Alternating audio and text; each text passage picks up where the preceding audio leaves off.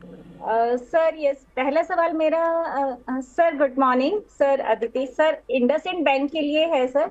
ये मैंने dividend play करने के टाइम पे लिया था सर, अप्रॉक्स 3 मंथ्स हो गए हैं।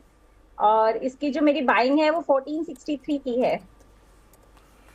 इंडसइंड पे डिविडेंड प्ले करने के लिए? सर इंडसइंड क्या यस। डिविडेंड देता है? 15-16 रुपए से ज़्यादा क्या देता है? सर यस, इतना ही था सर, मेरी और जो तो बाइंग। 1500 का स्टॉक है, डिविडेंड यील्ड क्या बैठी? Sir yes. अच्छा, डिविडेंड आ गया। Yes sir. अभी अभी हाल फिलहाल ही खरीदे गया, ये लास्ट 14 रुपए का डिविडेंड, नहीं 16-17 रुपए का डिविडेंड था ना? 16.5 का था सर। 16.5 वो आ गया आपके पास। यस।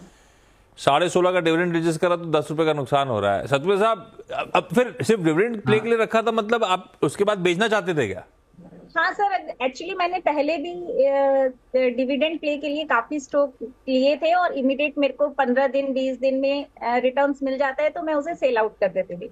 लेकिन इस टाइम मेरे को ज्यादा टाइम हो गया इंडसइंड के लिए। नहीं, तो जब आप पहले डिविडेंड के लिए लेते थे तो डिविडेंड आने के बाद भी स्टॉक चलता रहता था, तो आपको दोनों फायदे हो जाते थे। अभी इंडसइंड बैंक में फायदा नहीं हो रहा, ये पंगा है क्या?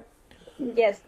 ऐसे मैंने एसबीआई लिया था, तो मुझे डिविडेंड के 2 दिन बाद ही मैंने उसमें प्रॉफिट लेके मैं आउट हो पर गई। ये बताओ, भाव भाव जिस पे लेते थे उससे बेहतर बेचते थे, दलाली एडजस्ट करते थे, सब देख के मुनाफा होता था कि नहीं होता था?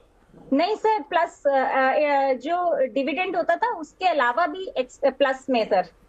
प्लस में था। यस। चलिए, अपनी अपनी स्ट्रैटेजी सबकी। सतपति साहब, इंडसइंड बैंक क्या करना चाहिए?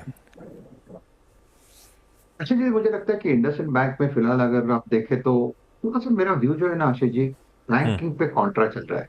मुझे लगता है कि हाँ, बैंकिंग में वीकनेस है, लेकिन अगर बाजार को घूमना है, बाजार को यहाँ से तेजी पकड़नी है, तो banking in particularly private sector banking चलना चाहिए।